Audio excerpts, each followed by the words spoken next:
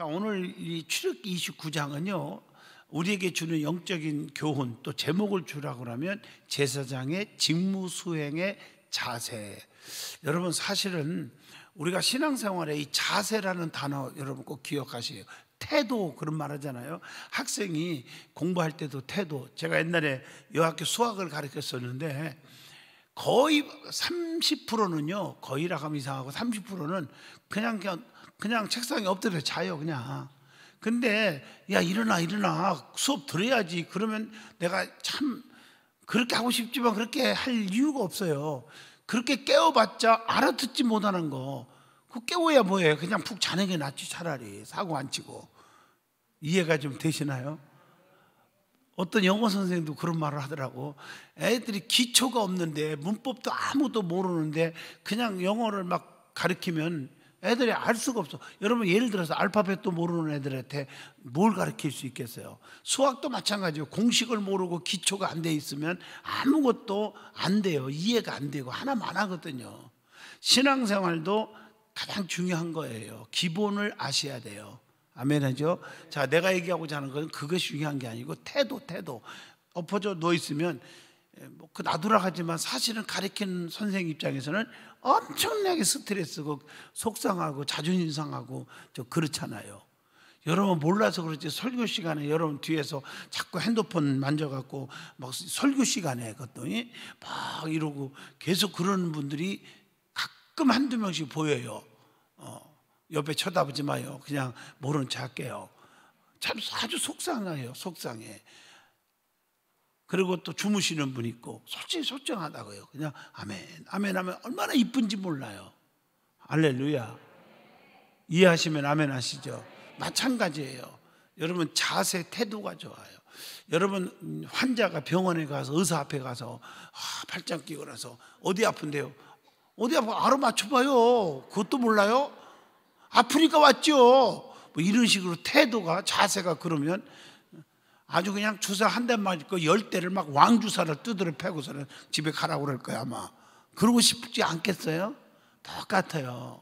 여러분들이 하나님을 믿는 자세, 태도 아주 중요하고요. 또 의복 이런 거 다 중요해요. 할렐루야. 그래서 오늘은 제사장의 직무 수행의 바른 자세가 뭐냐 하는 교훈을 오늘 29장을 통해서 주고 있습니다. 자, 거기 보면 제사장의 특별히 유임식의 규례에 대해서도 오늘 29장에 줍니다. 오늘 우리도 하나님의 은혜로 정말 하나님의 축복 속에 구원받은 또 제사장의 직무를 우리는 또 수행하여야 할 성도예요. 자, 영적으로 두 가지를 생각합니다. 하나님이 기름 부어 세운 주의 종을 의미하기도 하지만, 여러분들이 우리는 만인 제사장 들어보셨죠? 다 제사장으로 누구든지 하나님 앞에 나와서, 영적인 얘기예요. 하나님 앞에 재고백하고 기도하면 다 용서함을 받는다. 지난 시간에 배웠죠? 하나님의 보좌 앞에 다 나올 수 있게 된 것은 뭐예요? 우리가 예수님이 어떻게 해요? 십자가에 피 흘려 죽어주셨으므로 성소 지성소에 뭐가? 휘장이 찢어졌다. 기억나시면 아멘 하시죠. 할렐루야. 그 전에는 누구만 들어갔다? 제사장만 가서 대신 제사를 드릴 수 있었고 핏부림으로. 근데 지금은 단번에 예수님의 십자가에 피 흘리심으로 우리는 다 죄 용서를 받게 되었다. 그래서 목사인 저에게도 여러분들이 내가 살인죄를 졌습니다, 간음죄를 졌습니다, 도둑질을 했습니다, 이런 재고백을 하지 말아라 하라? 하지 말아라. 하나님 앞에 솔직하게 진실하게 고백하고 용서받고, 용서받았으면 자유함을 가지고 다시는 죄짓지 말아라 하는 말씀과 함께 받고 살아야 된다. 그 의미를 좀 알고 이 말씀을 드려야 된다는 거죠. 그래서 두 가지 차원에서 하나님의 은혜로 구원받은 제사장의 직분을 수행해야 한다 하는 뜻도 있고요. 그러면 제사장의 직무를 어떻게 수행해야 할까? 자, 하나님의 은혜 받은 구원받은 백성으로서, 직분자로서 어떻게 이를 수행해야 할까 하고 오늘 신약 시대에는 그런 차원에서도 같이 받으면 좋겠습니다. 첫째, 몸과 마음이 구별되어야 돼. 거룩해야 한다는 거예요. 그게 오늘 1절로 구절의 말씀입니다. 자, 유임식의 절차를 봅니다. 제사장은 자신이 먼저 어떻게 했어요? 청결해. 자신이 먼저 청결해야 하고 깨끗해야 하고 그렇게 해야 하나님께 나아갈 수가 있다는 거죠. 아멘이 아주 소풍 갔다가 출장 갔다가 계속 그러시네. 이해하셨죠? 그렇기 때문에 하나님께서는 모세에게 제사장들로 거룩하게 할 일이 무엇인지를 바르게 가르쳐주고 있다는 거죠. 그러니까 하나님은 먼저 제사장이 자신을 위해서 속죄제의 제물을 뭐 하라겠어요? 1절로 3절에 준비하라 해서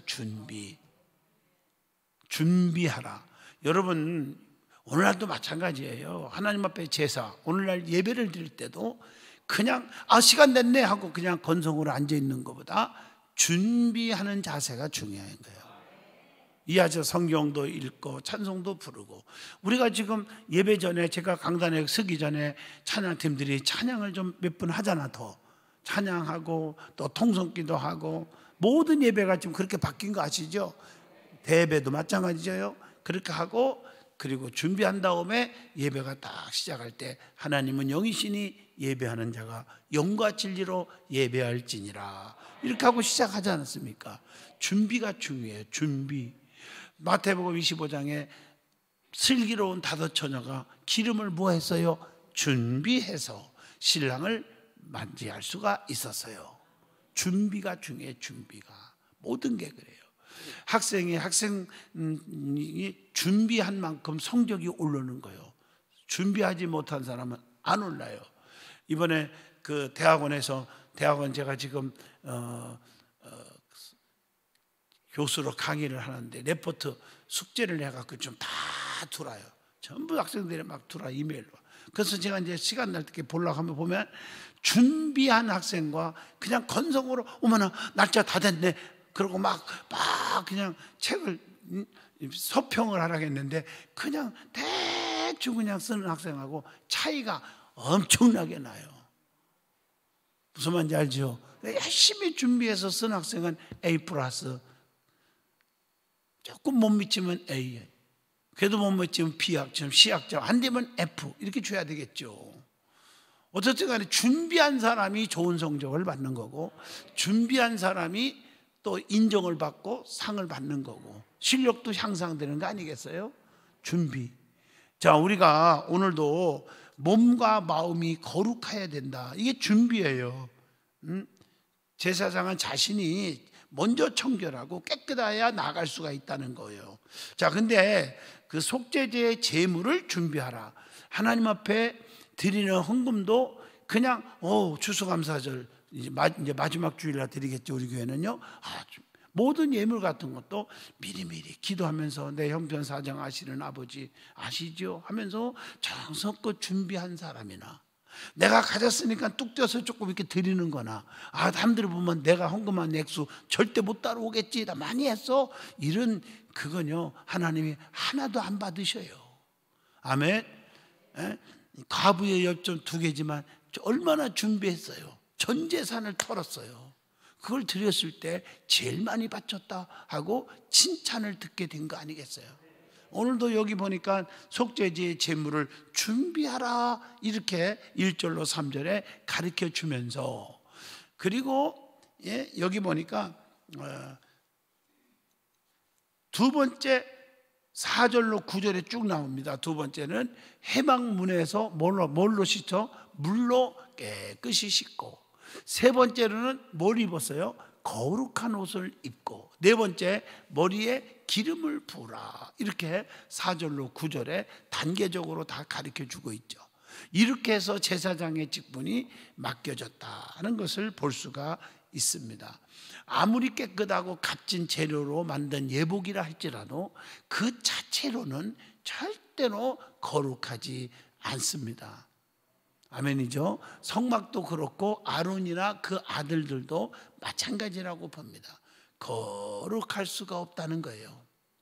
참 대제사장이신 영적인 얘기입니다. 그리스도 예수님께서는 완전하고 거룩한 분이시기에 예식이 필요 없지만 우리 인간은 그렇지 않다는 것이죠.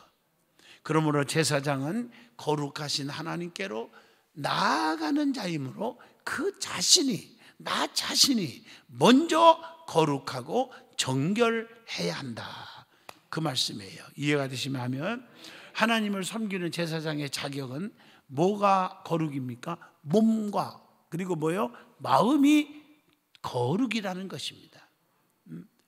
우리는 거룩하기 위해서 얼마나 최선의 노력을 하고 있느냐. 또 거룩하게 되려면 하나님의 말씀을 듣고 배우고, 그 어디에 나와요? 요한복음 17장 17절이죠.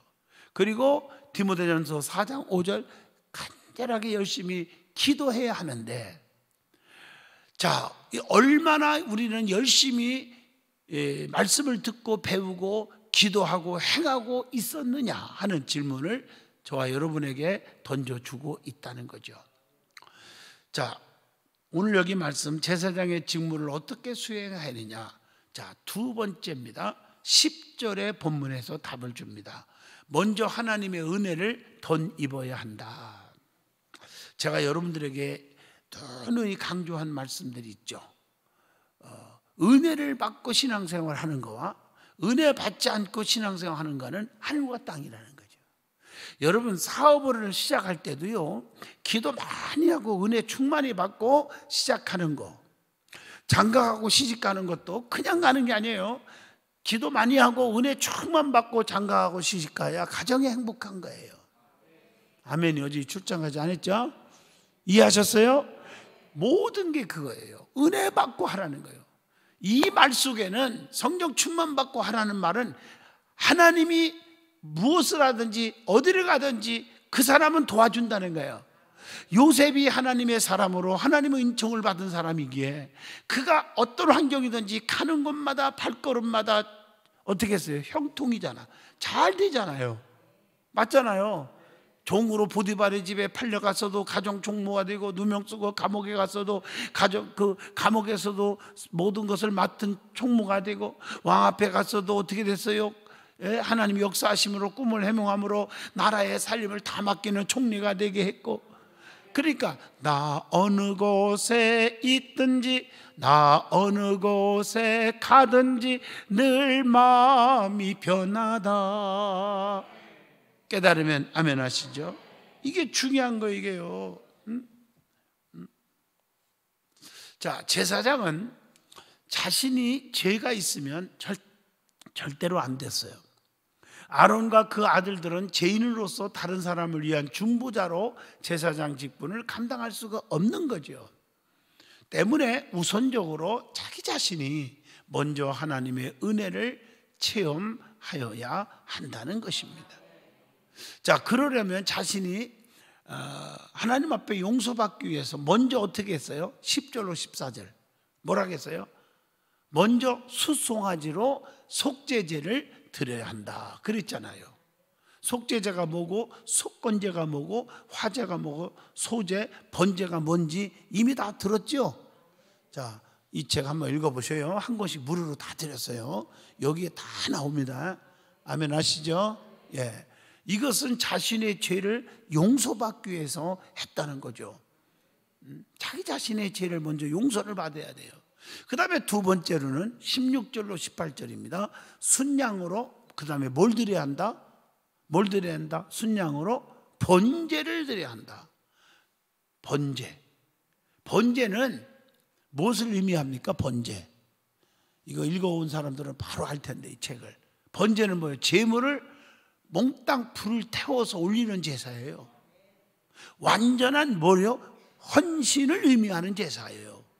여러분, 아브라함이 이삭을 뭐로 드리러 가요?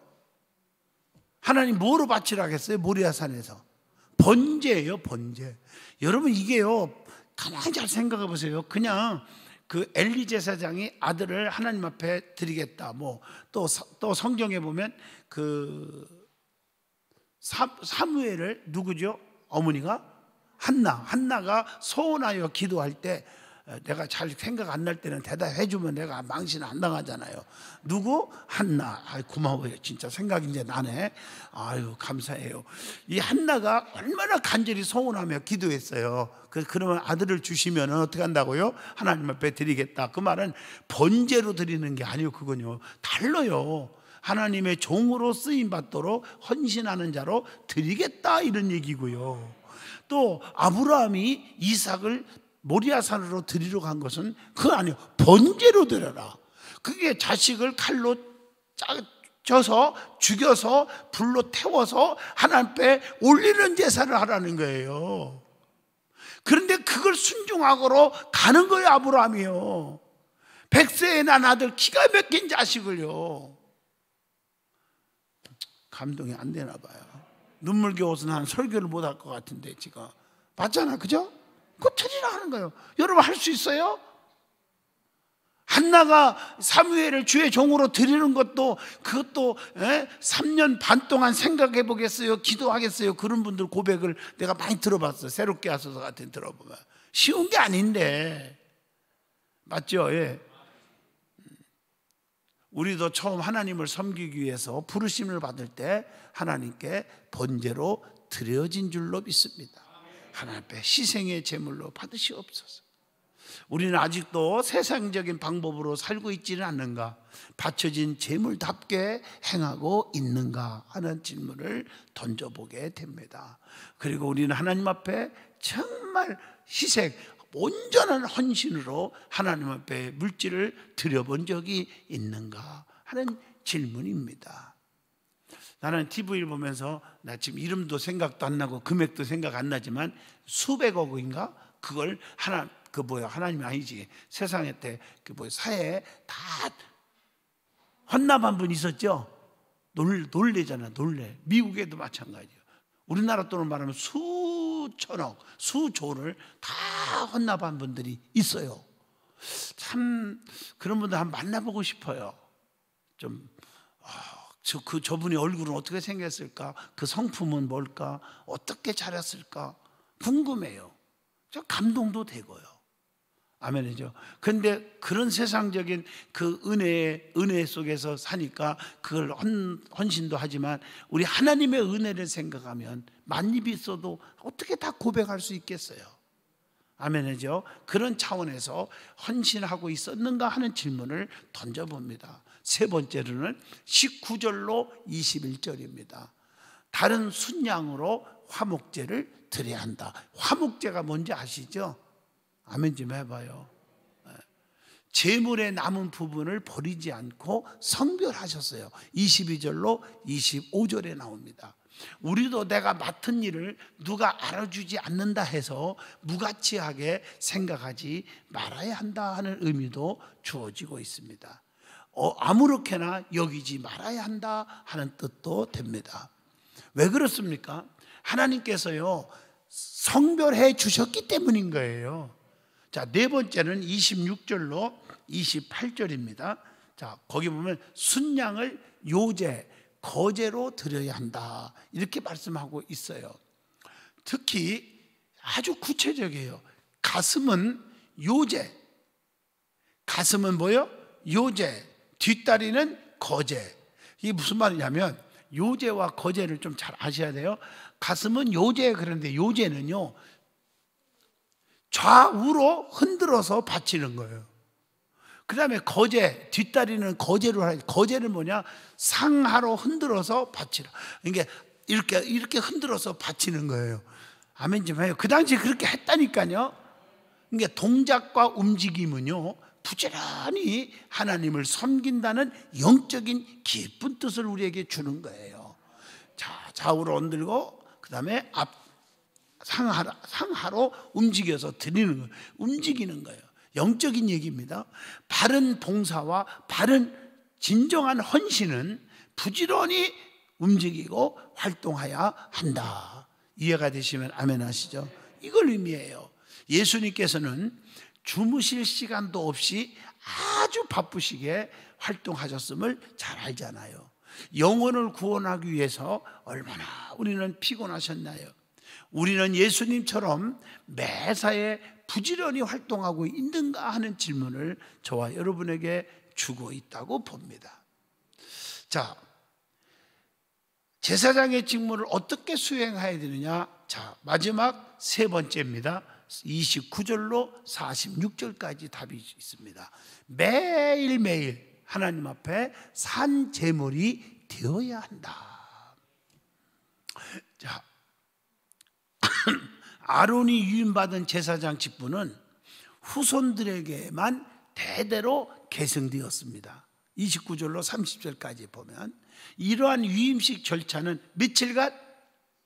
그렇지, 7일간 계속되되 제사장은 유임식 절차가 끝나면 임명을 한다는 뜻에서 순양을 취하여 성막에서 삶아서 고기와 떡을 먹어라, 삶아서 먹어라. 이게 31절로 35절의 말씀이에요. 그리고 제단도 거룩하게 하라, 이렇게 말씀했어요. 이게 마태복음 23장 16절로 23절도 참고하시면 좋겠습니다. 자, 하나님께서는요, 매일 1년 된 어린 양 2마리를, 매일 1년 된 어린 양 몇 마리? 2마리를 아침 저녁으로, 그러니까 아침 1마리 저녁 1마리, 이렇게 1마리씩 회막 문에서 뭐로 드리라? 번제로 드리라. 이게 38절로 42절의 말씀이에요. 이것은, 자, 우리가 이런 걸 성경에 읽다 보면 딱딱하기도 하고 뭐 이런 얘기가 뭐 무슨 의미가 있나 하지만, 제가 여러분에게 설명을 하면서 영적으로 해석을 해주잖아요. 특별한 날뿐 아니라 매일매일의 삶을 어떻게 하라는 거예요? 우리가 번제 설명했잖아요.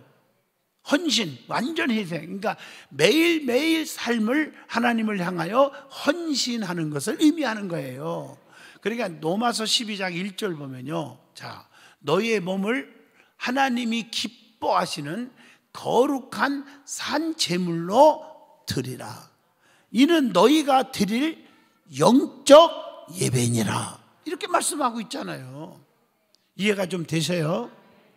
하나님께서는 제사장이 매일 이런 제사를 드리면 이 제사를 하나님이 어떻게 하시겠다? 43절 받으시겠다는 거예요. 뿐만 아니라 이스라엘 중에 거하시고 45절에 보면 이스라엘의 하나님이 되시겠다. 나는 네 하나님이 될 것이다. 이해가 되시면 아멘이에요. 나는 네 편에 서 주겠다. 뭐 이런 말씀들이 많이 있잖아요. 할렐루야. 우리도 매일 아침 저녁으로 하나님을 예배하며 말씀을 보고 기도하며 헌신할 때 주님께서 받아주시고 항상 함께 해주시는 거예요. 마태복음 28장 20절에 보면 내가 너에게 분부한 모든 것을 가르쳐 지키게 하라. 볼지어다 내가 세상 끝날까지 어떻게 너희와 항상 함께 있으리라 하시니라. 여러분, 아침 저녁으로 중요한 거예요. 그게 새벽기도, 나는 그렇게 생각해요. 새벽기도예요. 저녁에는 저녁 예배고요, 저녁 기도회고요. 그러니까 우리는 매일 예배 생활과 헌신의 삶이 이루어지고 있느냐 하는 거예요. 이번에 수능 시험 학생들을 위해서 이제 주보에 나갔죠. 그 시간에 이제 저녁마다 우리가 기도회를 한다는 것은 우리가 집회를 할 거예요. 부목사님들이 인도해 줄 거예요. 아멘 해봐요. 집회를 할 거예요. 집회. 아멘 좀 해봐요. 기도회를 할 거란 말이에요. 그러니까 수능 시험을 보는 학생들 부모만 오는 게 아니라 다른 성도들도 같이 와서 은혜도 받고 같이 중보기도도 해주고 그렇게 하는 거죠. 저녁 집회 중요한 거예요. 그래서 그렇게 하라고 그랬어요. 제가 잘했어요? 잘했죠? 네. 대답도 안 하는 사람들은 나야 어차피 안 올 거니까 뭐 그렇게 하면은 내가 할 얘기가 없지만은 그래도 잘했다고 그래요. 사람들이 잘하는 것보다 하고서는 오지. 나는 못 와도. 잘했어요? 잘했죠. 그러니까 아침 저녁으로 하나님 앞에 번제를 드리라. 아주 참 하나님은 뭘 기뻐하세요? 예배를 기뻐하는 거예요. 예배.